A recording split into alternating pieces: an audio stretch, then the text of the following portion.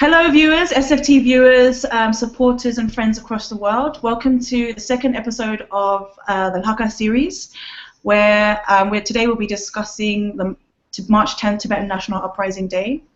We have an amazing panel. We have Kalaya'an Mendoza from Amnesty International, the US field worker. Director. He was also our former SFT US Grassroots Director. And we also have Migmar Dolma, the Vice President of the Tibetan National Congress, also former member of the TYAE, the Tibetan Youth Association in Europe. And we have Sonam Wangdue from the US, who is the chairman of the US Tibet Committee. He's based in New York. And we also have Tenzin Dolka, our SFT Executive Director, because I thought it would be nice to add her in because we're at the office today. We're both at the office. I wanted to include her here in this discussion. So thank you all for joining the call. It's really great to have you here. Thank you for organizing. Pleasure to be here. Thank you. Thank you, guys. Thank you. So we're talking about March 10th. March 10th is just a week away now, on Tuesday, this coming Tuesday, and already hundreds of Tibetans across the world are organizing and preparing for March 10th. There'll be tens of thousands of people on the streets on that day. I mean, I know that, for example, UK are already starting now. They will be preparing their protest, their march this weekend. And I understand that in Paris they expect to have about 7,000 Tibetans or something. I was in Paris a few weeks back, and they were saying they were expecting at least 7,000 Tibetans and supporters across the world to stand in solidarity and to stand with Tibetans inside Tibet and make the call for freedom in Tibet loud and clear. So that's really exciting to see, and we're getting ready here in New York too. So let's start with Sonam Wangdue. Maybe Sonam Wangdue, just to give the audience, especially our chapters and our networks and our young Tibetan supporters, maybe you could give them a little bit of background about March 10th. What is March 10th? Why do we commemorate March 10th every year? Thank you.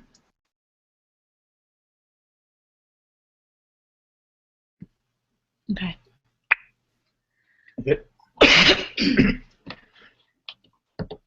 Well, I think we're going to have to go back historically a little bit since Chinese occupation, invasion in 1949, 1950, and gradually encroaching up and taking over the entire country.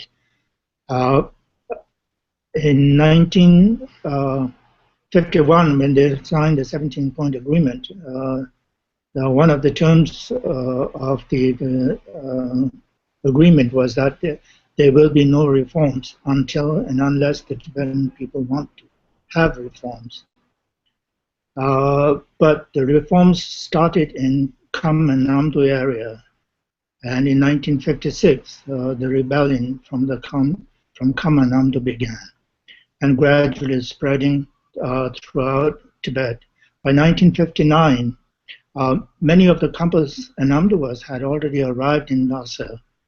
And the tension in the city between the Tibetan people and the Chinese soldiers were growing.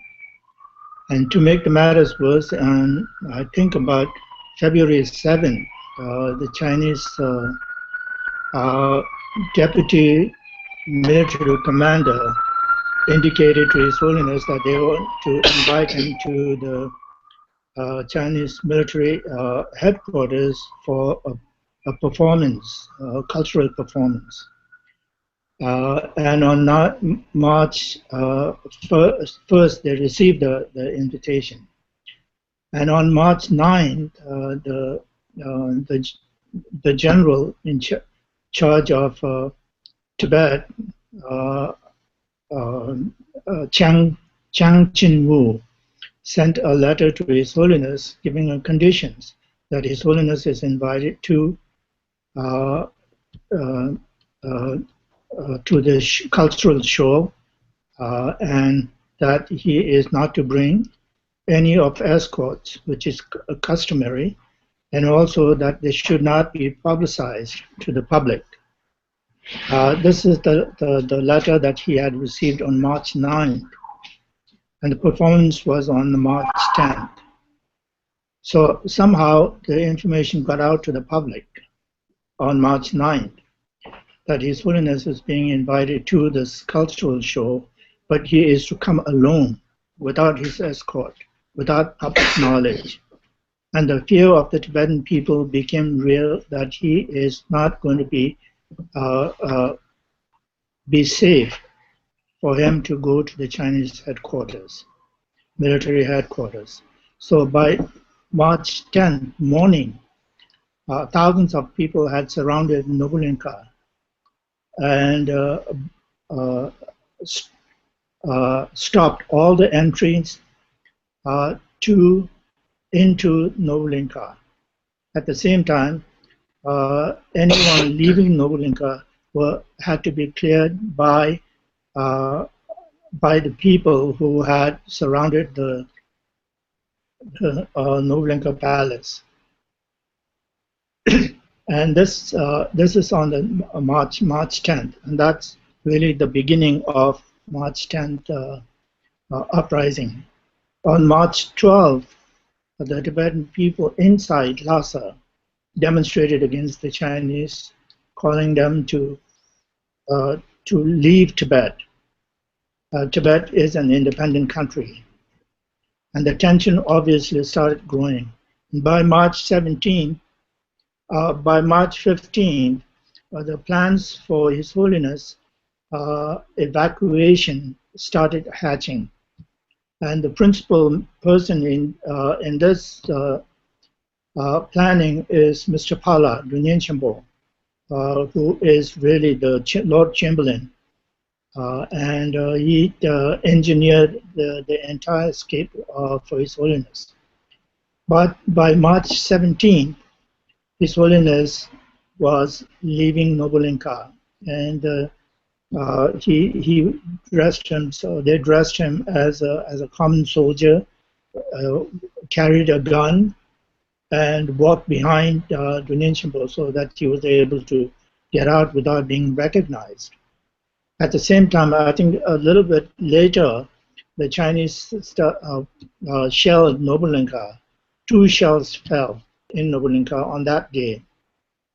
But luckily, His Holiness had already left the palace. And then, since then, they started shelling in Lhasa, Potala, and the 3 monasteries the great monasteries in Tibet. So this is basically really the start of March 10th. Subsequently, obviously, how he escaped is another issue in addition to this March 10th. But the revolution itself is March 10th. So somehow, if you can figure out, Tibetans have an incredible ability to make things happen if they want and when they want. Information became clear only on March 9th. What the Chinese intend to do or how they are inviting His Holiness. By March 10th morning, they had already taken action to safeguard His Holiness. So that's the ability of the Tibetan people if they do things. And I think we need to do things. Hopefully that spirit is with the Tibetan people who are in exile. The Tibetan people inside Tibet definitely has that spirit. One evidence is that 130 some odd people who self-eliminated.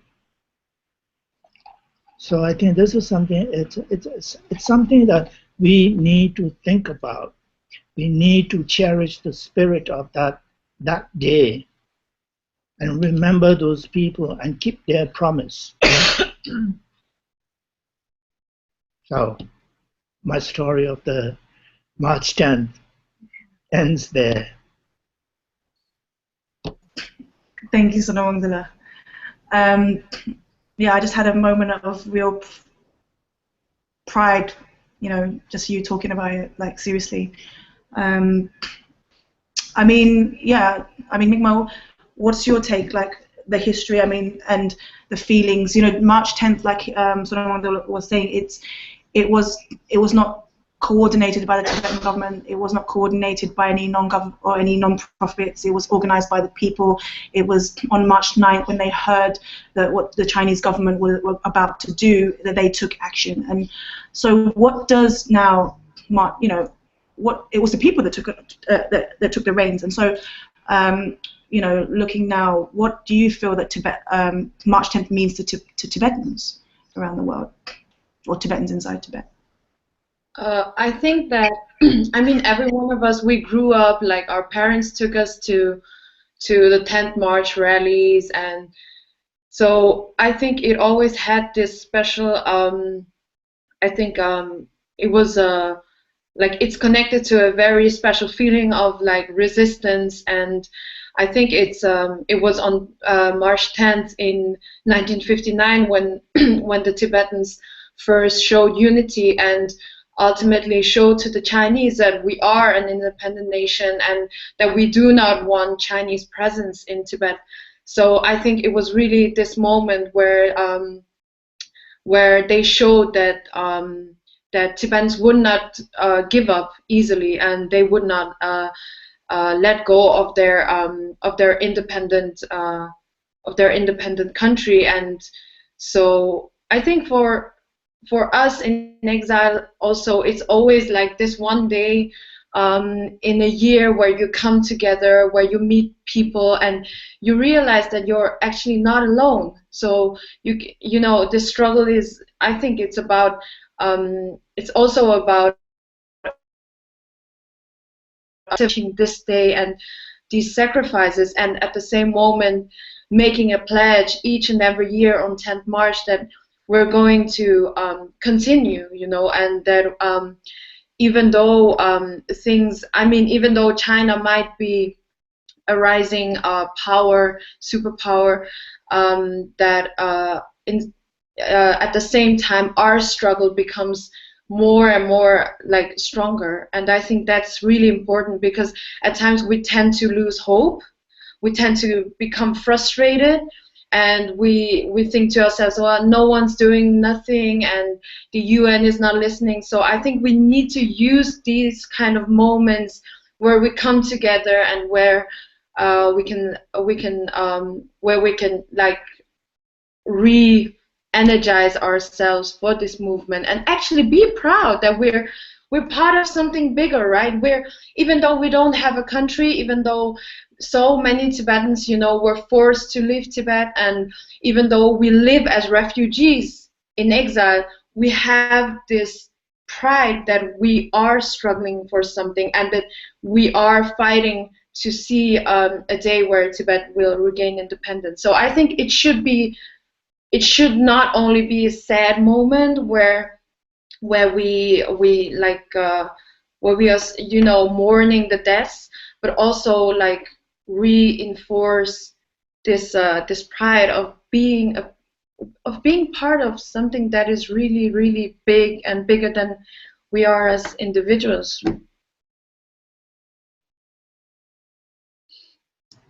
Totally. Thank you so much. And I'll just go to Carla now. Maybe you've been at SFT anyway. You were March 10th a key organizer here, and I think you've even after March 10th you've always been a part. Oh, sorry, even after SFT you've always been a part of March 10th and various Tibet, you know, organizing. I mean, what does March 10th as a non-Tibetan mean to you, and how do you see your role as a non-Tibetan in Tibetan freedom movement? I guess I would like to ask. Yeah, that's a great question. So my first March 10th was in 1998, and it was after watching the film Kundun. And just like a lot of other kind of folks, non-Tibetans raised in the West, I was like, oh my gosh, I want to go, you know, to a monastery and learn Buddhism. So I had this very Shangri-La kind of idea of what Tibet was. But then also I remember there was a moment where they were talking about the struggle, and it so happened that there was a March 10th protest happening that weekend that the San Francisco Tibetan community was organizing. And I went very naive and young, and I met Venerable Palding Gyatsula. And I remember, I'm a little embarrassed to share this, but I remember my first thing was like, I want to be a monk one day. And it was very, it's very real, whatever. But he was, through one of the younger Tibetans, he turned to me and he said, Tibet has enough monks, we need more activists. And it just blew my mind. And from then forth, I mean, I pretty much grew up as an activist within the Tibetan community. March 10th is a day of resistance, right? It is a day that is, I don't want to say celebrated, but it's a day that is remembered and that is memorialized in 3 generations of Tibetans all over this globe, basically. And as a non-Tibetan, I'm very privileged to have been able to be welcomed into that space and to see the training that went behind it, to see the organizing that went behind it. And when I see little kids in strollers with their momolas pushing them along, it just coalesces what this day is about, right? It's a day of resistance. It is a day to say right back in the Chinese government's face that Tibet is not China. Tibet is Tibet. And I have not seen any other movement or community unify in such a powerful way, my own included. And I think that, the fact that that there is one day where all the folks from Utsang, Amdo, or Kham can come together and say, we are Tibetans and we are fighting for our future. We are fighting for our children and our grandchildren. It's just damn powerful. Sorry, the second part of the question was like, what should non-Tibetans do? Or sorry. How do you see your role as a non-Tibetan and Tibetan freedom? Oh, to make sure y'all have water. To make sure that if there's some pucha that needs to be carried, I'm going to carry it. I'm very, very lucky to have been asked to speak at a lot of the protests because I'm just loud, but I think the role of a supporter is to do exactly that, is to support. Our role isn't always to be in the front of the mic. Our role is not always to be at the front of the march. I think that it is on us to have the Tibetan people stand on our shoulders to amplify their struggle, to amplify their stories, because this is not about me. As a non-Tibetan, essentially, whether Tibet is free or not free, it will not affect me. So it is problematic for me to take up more space than needed. And what I need to do as a supporter and as an ally is to make sure Tibetans have what they need to organize, to resist, and to fight back. Damn straight. Word. That's cool. Thank you, Carla. Yeah, Tendoka's over there in the background. Sonam Wangdue. It will be great to. Do you have anything to add? Sonam wanted to add something. Yeah, I thought what Carla said is really moving. I think it's what I said. What March 10th really means to all of us. I think it's something that we the generation before me lost our country in a sense. My generation tried to recover or regain our country, and we're not successful. But that shouldn't end. The younger generation, the next generation, has equal responsibility as my generation, the generation before that, and the generation that maintained the sovereignty of Tibet. So we all have that equal responsibility. Sometimes, when policies change, then it becomes rather difficult. So I think the main thing on this March 10th is the spirit of March 10th that we need to preserve, that we need to encourage people to feel that day, just for one day, feel what those people sacrificed, how they did it. Within 24 hours, they were able to muster all that thing. They were able to rescue His Holiness. They were able to bring out His Holiness. It's an incredible accomplishment. So we have, as I said before, ability. Tibetans do have ability. And with supporters like Kala, you know, we have an incredible amount of strength. But sometimes we don't seem to think we have strength. We always think we are weak. We can't do anything. We don't have this. We don't have that. But if you don't have anything, then there's nothing to struggle for. But we do have a country. It's under occupation. We do have a responsibility to the generations before us. So I think it's very important, especially for my generation. We have the solemn responsibility to make sure that we share that responsibility with the younger generation and respect those younger generations to have equal or even more courage to carry on that spirit. So I think that's and obviously we need many like Kala, many people to help us carry that burden forward. We can't say, you know, we don't have this, we don't have that, we don't get support this way. First, let's do what we can. And when we can't do anything, then we can say, okay, help us in this manner, in that manner. So this, I think it's important for all the Tibetans to remember, to try and do what we can. And then just to, like, I would just say, like, adding on to some of what you were just saying about, you know, the generations, right? Generations, like the 3 generations, as somebody just mentioned earlier, that as far as we know right now, the way that our struggle is defined, at least in the popular kind of Tibetan like collective memory, our struggle is defined by March 10th of 1959. If you really think about it, right? Yeah. The whole struggle begins there for us. When we talk about Tibet's occupation, when we talk about Tibet's struggle, everyone says 1959. It begins there. Our people's story begins there, and it shouldn't end there either, right? That's the reason why I see, you know, the 3 generations, like every one of us, like at least Tibetans, every single one of us have an intimately, our lives are intimately connected to March 10th of 1959. Yes, I might not have been there in Lhasa at that point, but my great-grandparents, my cousins, my grandparents themselves, after the 59 protests, went into exile. For many family members who are, like, for many Tibetans in exile right now, our lives are in this way right now because the March 10th 59 protests and the exile that came after that. For the Tibetans inside Tibet, that memory lives on.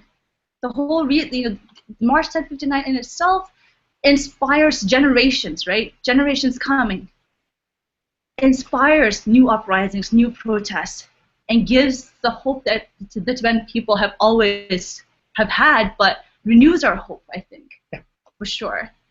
So, you know, just to see that, you know, there's no other point in our history, really, popularly, in our collective history, in our collective memory at least, that, you know, this significant in itself defines our struggle for freedom and independence, for sure. Absolutely. I think that's the most important aspect of this thing. The spirit of 59. This is what is important. 59 is the time when His Holiness was rescued, when His Holiness was able to come out. If 59 didn't happen, you know, I think Tibet would be lost, would be gone. But because 59 happened, we're still around, and we're going to be around a long time. Mm-hmm. I see a whole new generation of young people coming, which is more than encouraging, something that needs to be cherished. And the younger people, all of us, need to try and do what they did. Take their spirit, their courage as our guide, and do what we can. So I think that's very important. And of course, the help that we need is, for instance, I mean, Student for Free Tibet has an incredible amount of outreach, has done enormous work for Tibet. And that's where, and then now, you know, Tibetans are heading these organizations, carrying on that burden. That's what I dream of, and that's what has become a reality. So I think it's incredible. Instead of being discouraged, I think in many ways the Tibetans in exile should be encouraged. Tibetans in outside, outside should be encouraged to do better. Tibetans inside Tibet, I'm sure, are proud of what good work young people are doing. Yeah. That's something that needs to be maybe one generation could do a little bit better. People to share opinions and be able to accept different ideas. Talking about Tibetans leading the movement forward, like, it's so great to also, I want to congratulate Migmar Dolma for being, for your position at TNC, for young female vice president, you know, it's amazing. Congratulations. And just talking a little bit about going back to the youth, the generation. I mean, how I met you was because of our activism in Europe, right? In London, you were at the forefront. We were both there. So I was wondering, do you have anything to add about youth engagement of March 10th, and responding back to a bit from Sonam Wangdue? I mean, when we talk about history and like 1959, right? I think it's directly linked to what happened in 2008.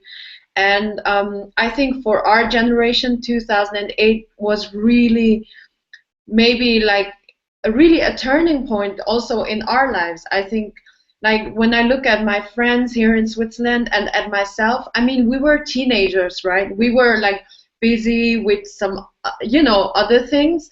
But then all of a sudden, Tibetans inside Tibet took this momentum of the Olympic Games, end of 10th March in 2008, and they turned it to a nationwide uprising, which was just, it was so overwhelming at that time, because I mean, all the time our parents were like telling us about how Tibetans inside Tibet suffer, but actually we've never seen it, and there it was, like CNN, BBC, it was on live television, right?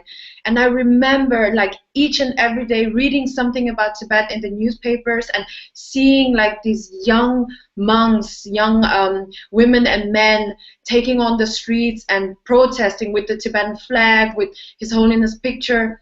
It was like, that was real for me, and that was like, I think for many of the younger generations, it was this moment where we really connected to Tibet, because Tibet is so far, we live in the West, we live in different like countries, right? And so it was really something that I will never forget, the spirit that was there. I remember like joining protest in front of the Chinese embassy, and I remember my mother, she was really nervous and she was like stressed, and I asked her, what's wrong with you? Because I mean, we were used to going to these rallies, but she said, this time it's different, this time it's different. Have you seen the news? Have you seen, the news of the people who were shot at demonstrations? So I remember this rally, being like with my friends, and all the people were really, there was really a special sense of unity that I think keeps us going until now. And so I think 10th March is not only something that is like past history, but it's really connected to our struggle even today. And I mean, if you look inside Tibet, it's also young people leading, young intellectuals who speak Chinese, who speak Tibetan, who speak, who are critical also of their own society, and who challenge China today.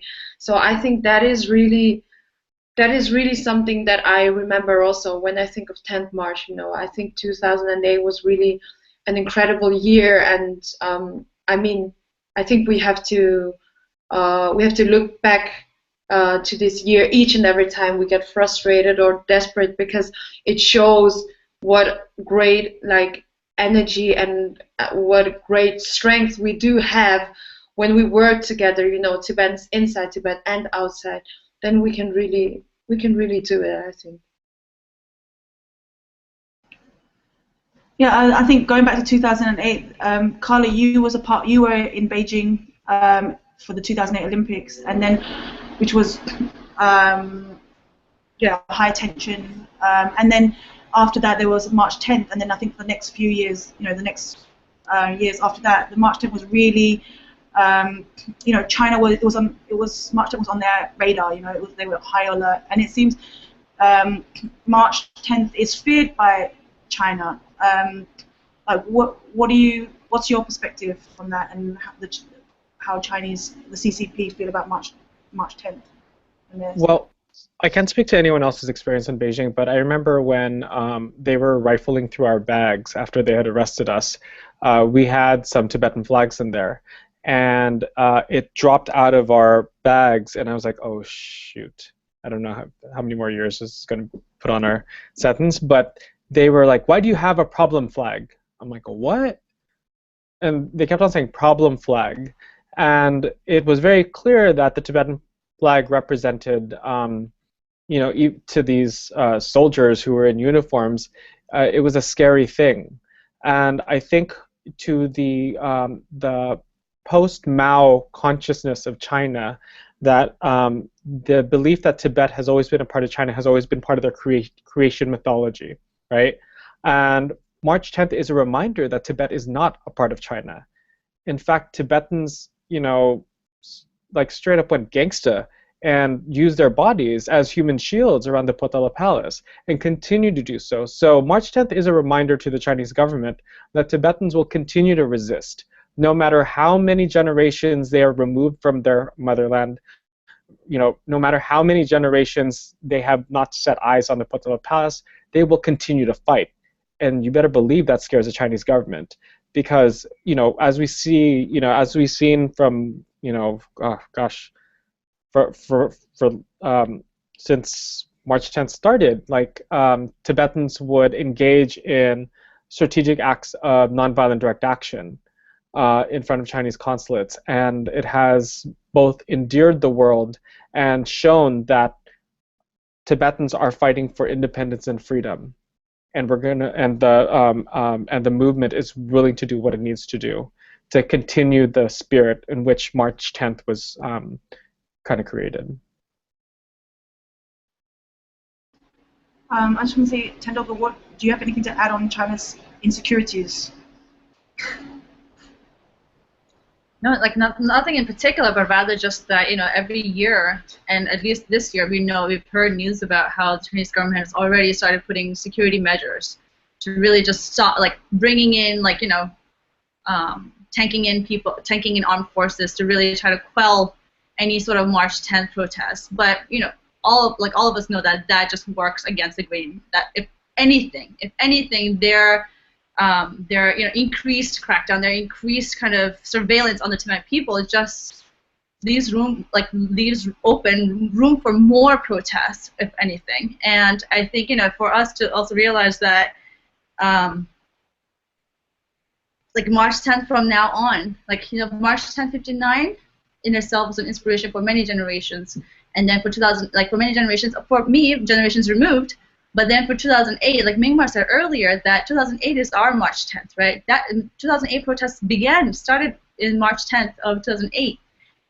To know that that's our generation's March 10th, and down the line, in the future, we'll know big things will happen, whether it's another uprising or the actual independence of the Tibetan people will happen in and around March 10th. That in itself is a significant date for us.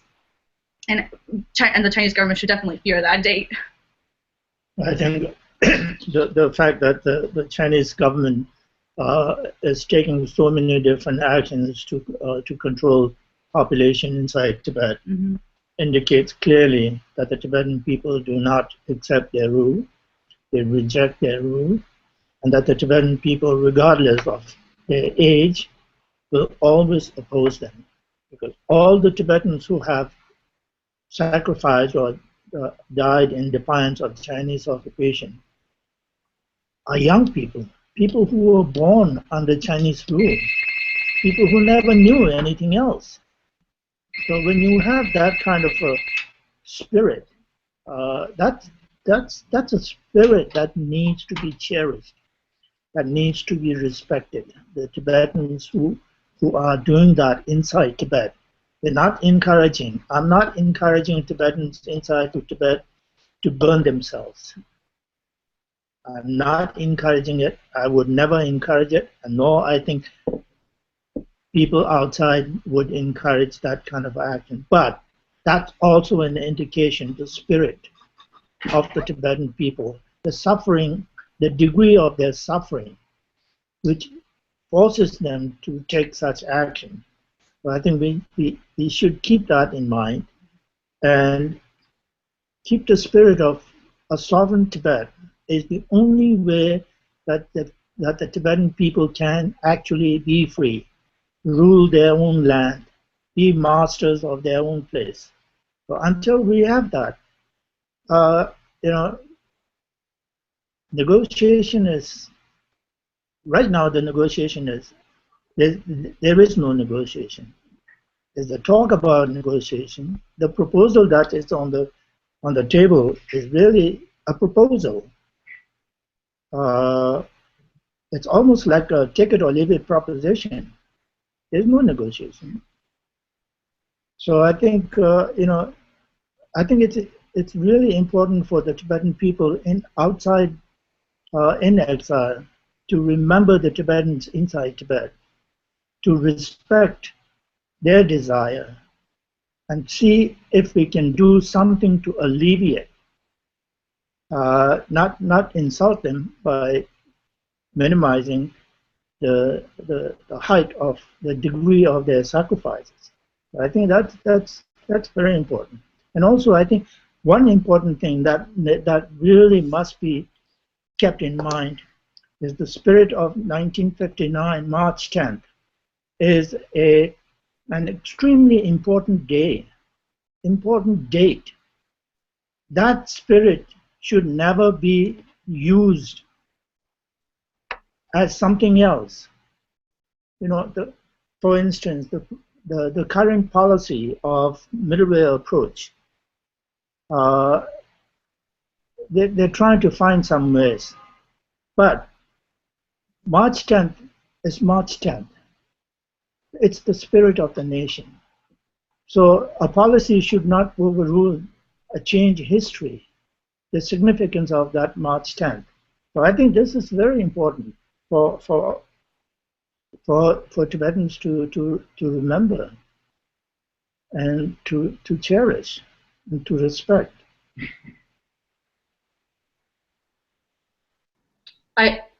I agree, and I wanted to add that I think I've seen, like in recent years, I've seen development. I don't know if you've seen it too in the US, but in Switzerland, that there is this kind of self-censorship that that is, intensifying, and it's really worrying me, because I think what 10th March is about, right? It was not organized. It was not.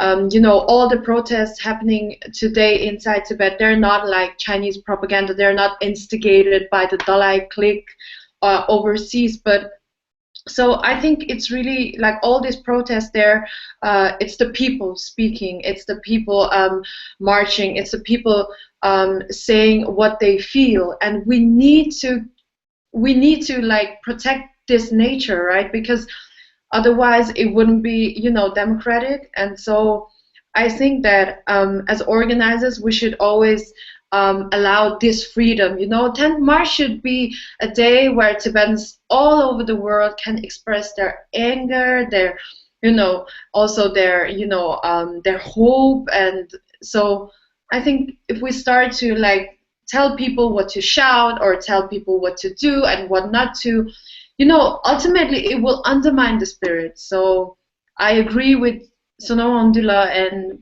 I think it's really something that we have to keep in mind as organizers. Just to echo what Migmar and Sonam Wangdue has said, as a non-Tibetan, I'm definitely seeing a lot of that self-censorship, and to me, to see there's some elements, within the exile community that are encouraging it to be real. It's kind of disgusting because you're perverting the spirit and the sacrifice of March 10th. And to tell people that they can't have certain signs, to say certain slogans, that is censorship. You're doing the Chinese government's work for them.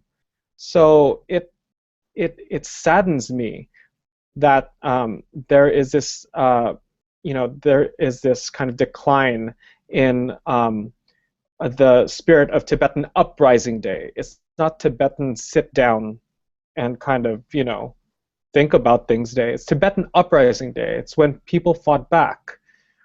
And I guess as a non-Tibetan, I'm like, I don't care. No one knows my parents. So like, folks need to really speak to the call for independence and freedom that Tibetans inside Tibet are burning themselves alive for. Folks need to call for independence and freedom because of all of the sacrifices that Tibetans have given, not just with their lives, but with their livelihoods. Escaping into India, Nepal, the US, it's not easy, right?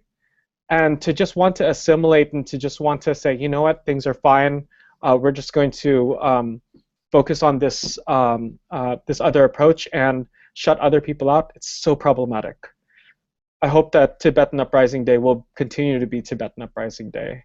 And I'll be happy to be there holding the pitcha for everyone.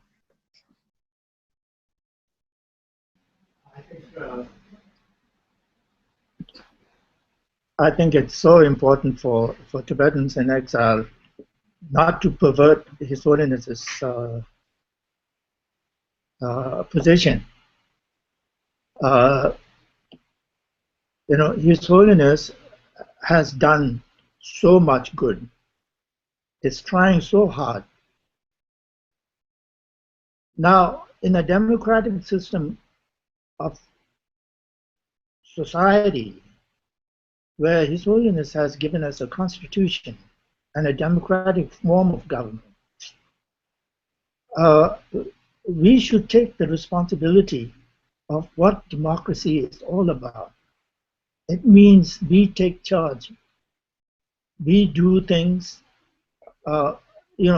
we support the government, but the government must also be for the people. And I think it's, making everything referring to His Holiness, you have an argument, you say, what His Holiness said this, or you have a disagreement, and they say, oh, His Holiness has said that. So what does that do? That means people who take that position have no responsibility. His Holiness is always one who is responsible. But that's not fair. It's a democratic form of democracy. His Holiness is going around all around the world saying, I'm not looking for independence. Democracy. I want democracy. So democracy means freedom of speech. That's what I think we need to do. The Tibetans shouldn't be afraid. Like Migmar said, self-censorship is the one that kills the spirit. China is trying very hard to kill our spirit.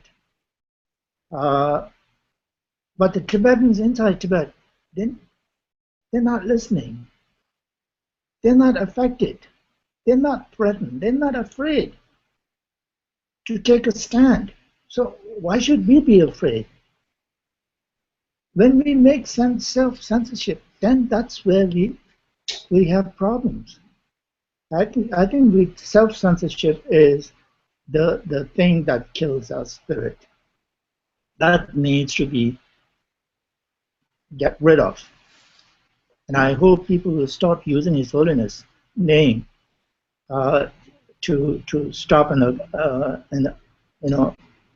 a discussion. Mm-hmm. That I think is important. Otherwise, democracy is just a word, empty word, doesn't mean anything.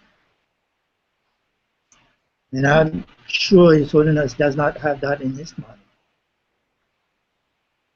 So just to add on, I feel like, I don't want to be repeating myself here, but just in terms of, every single one, all of you have raised your concerns about, this type of self-censorship that's happening within the movement, and especially and particularly around March 10th organizing. And I think we have to acknowledge the fact that becomes divisive in the community that, that feels all different levels of feels for the future of the Tibetan people and our nation.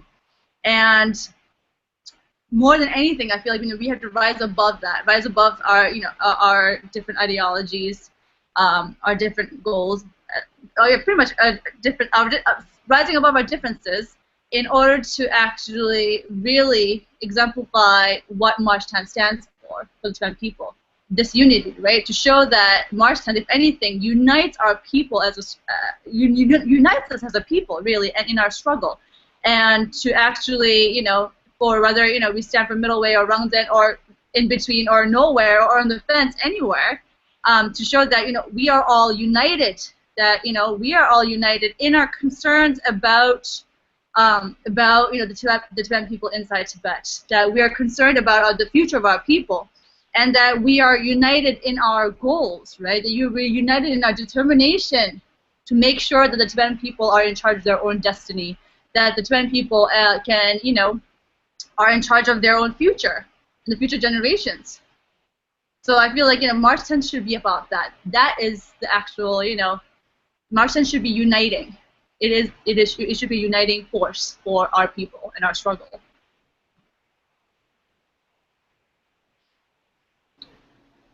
Definitely. Actually, just going back, I was actually going to ask a question, like, because I think the first March 10th in exile was in India, right? The first commemoration. And then I was going to ask Sonam Wangdue or anyone, but like, what have we seen? Now it was started off in India, and then several years it started to have started to be commemorated in several other countries in the West, and now we see over 100 countries around the world commemorating March 10th, and which is amazing. And I wanted to actually ask if one of you what are the changes that we see, throughout the years of March 10th.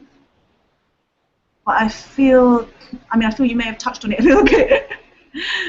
I don't know if there is something that you wanted to add on there, but I feel like, it goes through phases, right? So right now we're going through some censorship, but I think, or maybe some people are. Maybe some people feel that they are going through it. But before 2008, March 10th was sort of this. Well, when I was growing up, it was just every year we'd go to this event, March 10th as a kid, right? And then in 2008, it was just like full. Like after 2008, as Migmar said, we were like protesting out the streets. Everyone, we were making all these creative videos to get the younger generation were out in full force, as well as with our older amalas and palas and and whatever. And there was this climax, and we were all on point with our messaging. And then we see Tibetans inside Tibet sending us messages back. And now again we're going back down, and we're seeing this climax. But I feel, yes, we have to stand up to self-censorship. We have to stand up for what we believe in. We have to have unity.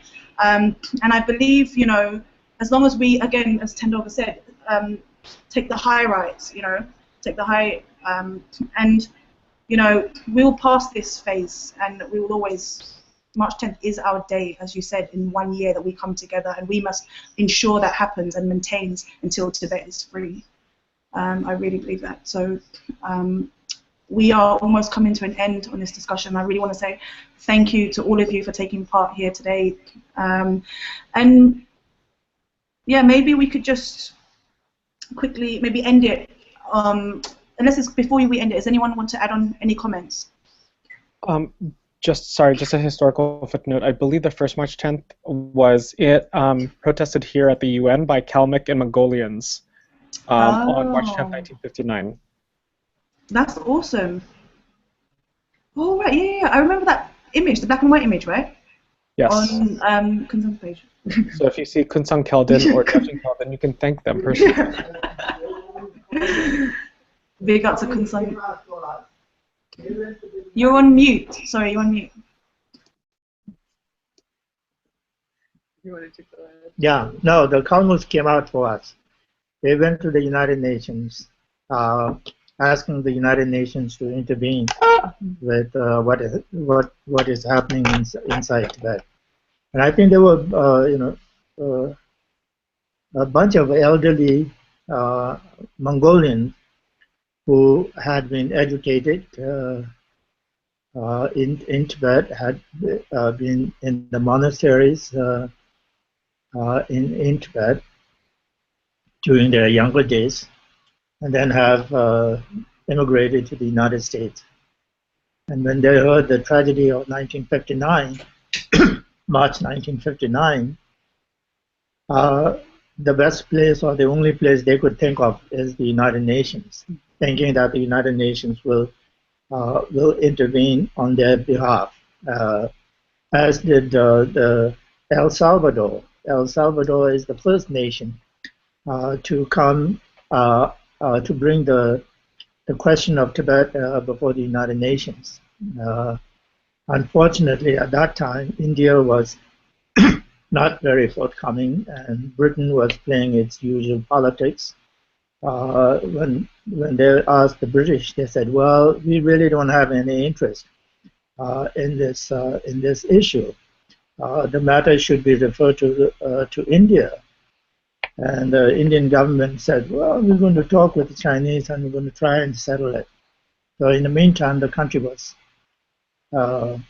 invaded, and so that's what happened. Sad, but that's the reality of the sad part is India had just gotten independence a few years before. And if Gandhi was alive, I don't think Tibet would be in this situation now. I think Nehru is a good person, but I don't think he's a visionary leader. If Gandhi was there, he could be he has been an executive, and a good executive.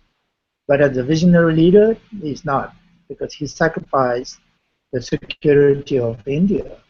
So India is not safe today. That's the reason why Nehru compromised India's security by submitting Tibet as a token for a good relationship between the two countries. But it didn't work. It's not working. It's not going to work. And the worst part is both nations are nuclear powers. And border contention is going to continue. I mean, even China is now protesting Narendra Modi's visit to Arunachal. Yeah, it's part of Tibet, but it has been annexed to India. So unless the Tibet issue is resolved, India's security is always at stake. And the Indian government should realize that, take a stand. The beating they took in 1962 is not the end of it. It should be the beginning of a nation. Build the nation. Have the courage to defend your country. Respect.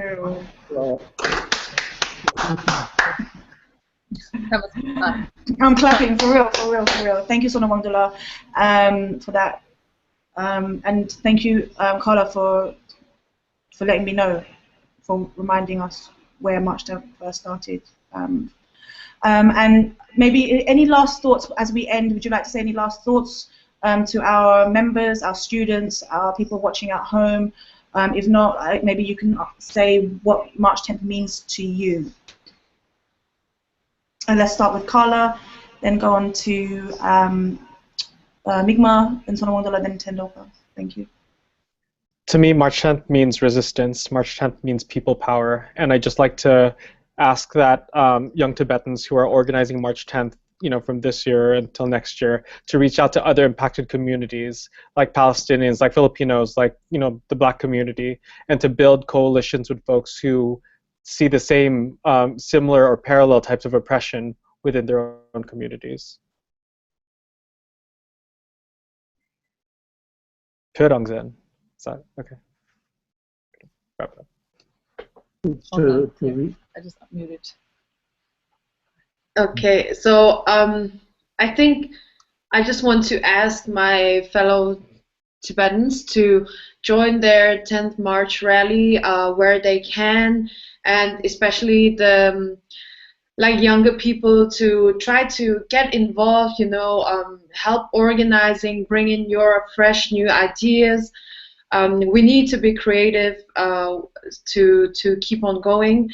And I just think that it's important in these days to remember that our movement is growing stronger. The Tibetans inside Tibet, they have not lost their spirit, and the spirit has in fact become much stronger. So I think we can't lose hope, and we have to, when each and every one of you will show up at the 10th March rally, then it will create a very special and strong atmosphere where everyone will feel that he or she is part of a movement that is not only for Tibetans' independence but for justice and for truth. So I hope that you will all have a very inspiring 10th March.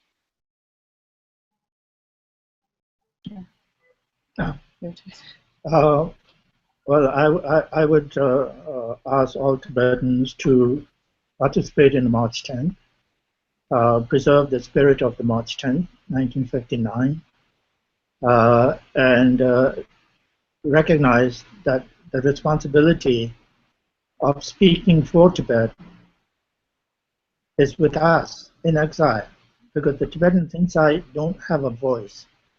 We are their voice. We betrayed them, they lost their voice. So I think this is where we are. We have an enormous responsibility. The Tibetans inside Tibet have an enormous courage. So let's try and match that courage with our spirit and make the Tibet issue move forward and not be afraid. Self-censorship is destructive. Don't censorship yourself. And to the supporters, especially the young people, young non-Tibetans who have been in the forefront of our struggle, I would appeal to them to continue to support us. We need your support. Without your help, our strength is less. But with your help, we will continue to grow in our strength and will become a power to contend with China. So I think it's very important for us to ask the young people at Kalaya'an to continue to help us, and for SFT chapters to expand their activities and do the remarkable work that, continue to do the remarkable work that they have done. As far as USTC is concerned, we are always there to help, to support, to work with SFT. So for March 10th, for me, I mean, it means showing up. Showing up so that, you're out the streets. That whether if you can't be on the street, be online. Make sure that, because this is a day for us to, remember every single lives of Tibetans since the beginning to now, who have risked everything to give up their lives, give up their families, give up their own freedom for our people's future. So just like, March 10th is about showing up, and also, showing solidarity with Tibetans inside Tibet right now, who are at the, who are facing the Chinese government. And it's about, it's about making sure that we take that day and really use it towards advancing our struggle for freedom. That's what March 10th is about. So show up. Show up on March 10th.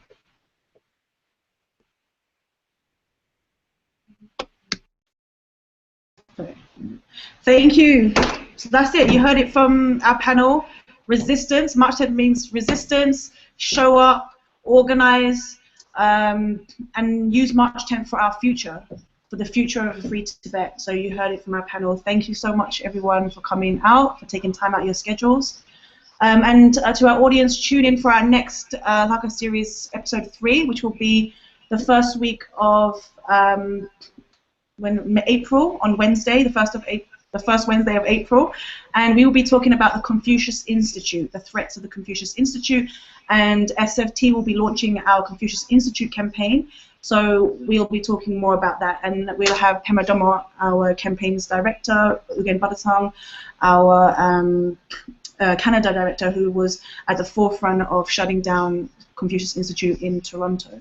And the Confucius Institute is something that we need to discuss, something that we need to educate ourselves about, because this is China. The Confucius Institute is the CCP, and they're trying to shut down discussions on Tibet, trying to shut down His Holiness, trying to shut down open discussions on Taiwan, or Falun Gong, all of that kind of stuff. And so, and they're trying to use culture and music and language and all of that to disguise their propaganda. So we'll be discussing that next month, so stay tuned. Thank you very much, guys. Cheers. Thank you. Peace and Momo Greece. Yeah. Okay. Peace. Bye-bye.